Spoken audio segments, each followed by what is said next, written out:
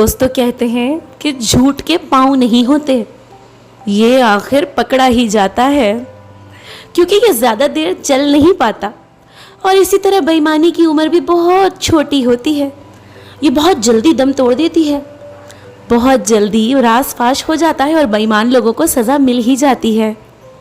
दोस्तों चलिए आज आपको सुनाते हैं ईमानदारी और बेईमानी पर एक किस्सा जो कि बड़ा ही मज़ेदार है। एक दफ़ा का जिक्र है दोस्तों कि एक मोहल्ले में दो दोस्त एक साथ रहा करते थे। उनके घर आसपास ही थे। उनमें से एक दोस्त गवाला था, यानी दूध बेचा करता था, और दूसरा दोस्त धोबी था, यानी लोगों के कपड़े धोया करता था। धोबी का नाम उस्मान था। वो इंतहाई दर्जे का ईमानदार और शरीफ आदमी था। अपने घर में अपनी मासूम सी छोटी सी बच्ची के साथ रहता था।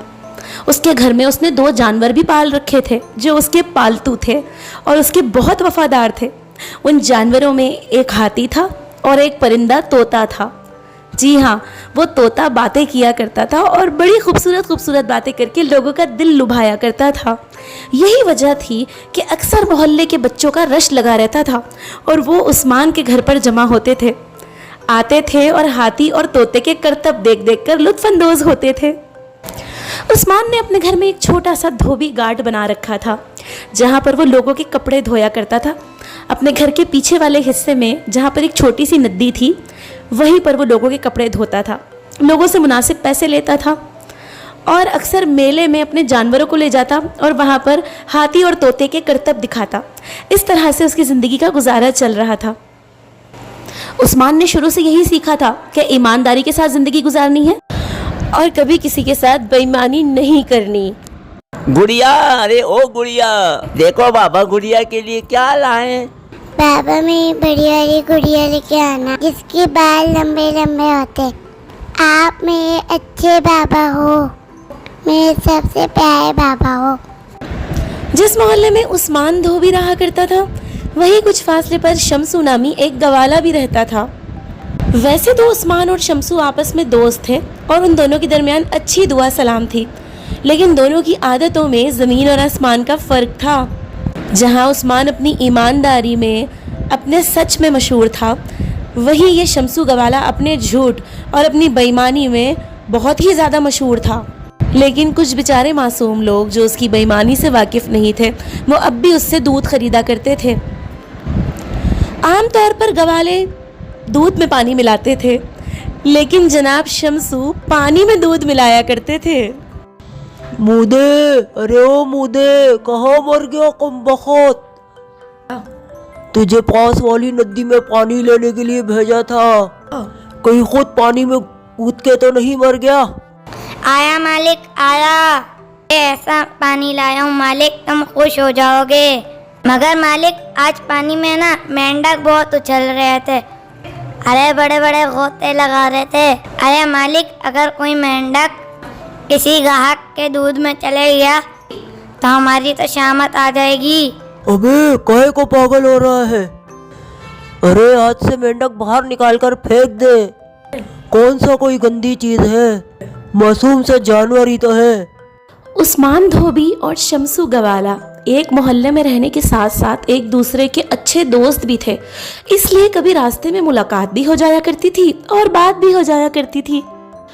चूंकि उस्मान धोबी शमसू गवाले की बेईमानी वाली आदत से वाकिफ था, इसलिए वो अक्सर बातों ही बातों में उसे नसीहत किया करता था कि अपनी बेईमानी की आदत छोड़ दो, ये आदत तुम्हें कहीं ना कहीं शर्मिंदा करवाएगी। लेकिन शमसू गवाला था कि अपनी आदत छोड़ने के लिए राजी था ही नहीं, वो किसी सूरत नहीं मानता था और उस्मान की बात एक कान से सुनकर दूसरे कान से निकाल दिया करता था।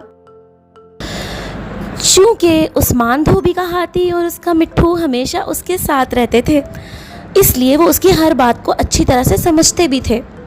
हाथी और मिट्ठू जानते थे कि हमारा मालिक अपने दोस्त को हमेशा ईमानदार बनने की नसीहत करता है, लेकिन उसका दोस्त हमेशा उसकी बात को टाल देता है।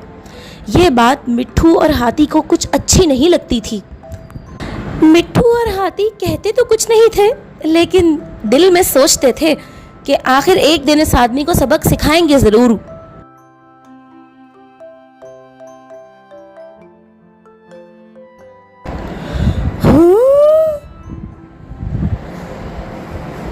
अरे ओ शमशू, तेरा बेड़ा गर्क हो। अरे दूध में मेंढक डाल के बेच रहा है। ये देख, ये मेंढक कल तेरे दूध से निकला है। अरे तुझे शर्म नहीं आती? एक तो दूध में पानी मिलाता है, ऊपर से मेंढक भी डाल रहा है। तभी मैं कहूँ कि मेरे बच्चों के पेट क्यों खराब हो रहे हैं। ये सब तेरे दूध का कमाल है। अरे अम्मा, बिला वजह क्यों चिल्ला रही हो? अरे मेरे मालिक का दूध बेहतरीन दूध है। अरे आज के दौर में भला कौन इतना खालिस दूध बेचता है? और हम तो दूध के साथ मेंढक भी मुफ्त में दे रहे हैं। हे। अरे दफा हो यहाँ से बेशरम, जहाँ नहीं तो चप्पल खींच के मारूंगी। उस्मान धोबी दूर खड़ा सारा तमाशा देख रहा था। उसके साथ उसका हाथी और मिट्ठू भी था। वो करीब आया और शमसू से बोला, भाई शमशू मेरी बात मान, ये बेईमानी की आदत छोड़ दो। 4 दिन की दुनिया, सबने दुनिया छोड़ के चले जाना। आज जितना भी कमा लोगे सब यहीं रह जाएगा। ईमानदारी तुम्हारे साथ जाएगी और मेरी मानो तो ईमानदारी से काम करो और दूध में पानी मिलाना छोड़ दो। अरे भाई उस्मान, सुनो भैया, ये ईमानदारी का पाठ तुम कहीं और जाके पढ़ाओ। मेरी समझ में तुम्हारी ये बातें नहीं आती। उस्मान तो शमसू को बहुत समझाता है, लेकिन शमसू था कि अपनी बेईमानी छोड़ने को तैयार ही नहीं था।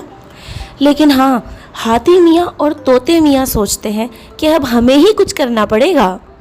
हाथी मियाँ और तोते मियाँ आपस में बात करते हैं और एक दूसरे से कहते हैं, मियाँ मिट्ठू, ये दूध वाला तो बहुत ही बुरा इंसान है। सोचता हूँ इसको एक सबक दे दूँ। तुम क्या कहते हो? टोई टोई टोई, मियाँ हाथी, तुम बिल्कुल ठीक कहते हो। इसको एक सबक देना ही होगा। इसने बहुत परेशान किया है लोगों को। टोई टोई टोई टोई। बस यही सोचकर हाथी मियाँ और मिट्ठू मियाँ अपनी राह पर निकल जाते हैं और ठान लेते हैं कि आज तो हमने इस गवाले से बदला लेना ही लेना है। शाम का वक्त था और शमसू गवाला अपने ग्राहकों को दूध बेचकर वापस आ रहा था। वो बड़ा ही खुश था क्योंकि आज तो उसकी जेब पैसों से भरी हुई थी और उसका ढेर सारा दूध बिक गया था। आज तो मजा आ गया।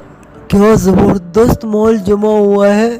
इतने सारे लोगों ने दूध खरीद लिया। वाह भाई, और किसी को दूध की मिलावट का भी पता नहीं चला। आज तो खूब सारा माल लेके घर जाऊंगा।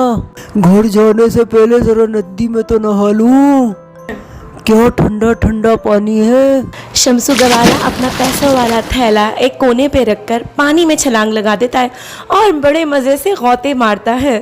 वो पानी में नहा ही रहा होता है कि इतने में हाथी और मिट्ठू मियाँ आ जाते हैं। मिट्ठू बैठकर तमाशा देखता है और हाथी पैसों वाली थैली पे चढ़ के उस थैली को फाड़ देता है और पैसों को टुकड़े टुकड़े कर देता है। शमसू ये सब कुछ देखकर परेशान हो जाता है और चिल्लाना शुरू कर देता है, अरे अरे अरे अरे मेरे पैसे, कोई बचाओ, कोई रोको इसको। अरे अरे अरे ये पागल हाथी मेरे पैसे बर्बाद कर रहा है। रुक, तुझे अभी बताता हूँ। दूध का दूध, पानी का पानी, टोई टोई टोई। दूध का दूध, पानी का पानी, दूध का दूध, पानी का पानी, टोई टोई टोई। मिट्टू मिट्टू बेटा, दूध का दूध, पानी का पानी, मिट्टू मिट्टू बेटा। तू लोगों के साथ बेईमानी करता था, पानी मिलाता था दूध में। आज तेरा सारा पैसा पानी का पानी हो गया। दूध का दूध, पानी का पानी, दूध का दूध, पानी का पानी। मिट्ठू की बातें सुनकर अब शमसू गवाले को समझ में आता है कि हाथी ने और तोते ने ये सारा ड्रामा क्यों किया। वो समझ जाता है कि हाथी और तोता उसे सबक सिखाने आए हैं। शमसू को अपनी गलती का एहसास हो जाता है और इतने में उस्मान धोबी भी वहाँ पहुँच जाता है। मुझे माफ़ कर दो मिट्ठू मियाँ। लोग मुझे कहते रहे मैं बेईमानी छोड़ दूँ, लेकिन मैं नहीं माना। तुम एक छोटे से परिंदे हो, लेकिन आज तुमने मुझे बहुत बड़ी नसीहत दे दी कि इंसान चाहे कुछ भी कर ले, एक दिन उसकी गलती सामने आ ही जाती है और दूध का दूध और पानी का पानी हो ही जाता है। उस्मान भाई, तुम भी मुझे माफ़ कर दो। तुम्हारे हाथी और तोते की वजह से आज मेरी आंखें खुल गईं। इन दो मासूम जानवरों ने आज मुझे बहुत बड़ी नसीहत दी है जो मैं ज़िंदगी भर नहीं भूलूंगा। दोस्तों, हमारी ये कहानी यहीं पर ख़त्म होती है और ये कहानी हमें ये सबक देकर जाती है कि बेईमानी चाहे जितने अच्छे तरीके से की जाए, चाहे जितना भी उसे छुपाया जाए, लेकिन एक दिन बेईमानी सामने आ ही जाती है और जीत हमेशा सच्चाई और ईमानदारी की ही होती है। और कोई कितना भी अपनी गलती को छुपा ले, लेकिन एक दिन दूध का दूध और पानी का पानी होकर ही रहता है।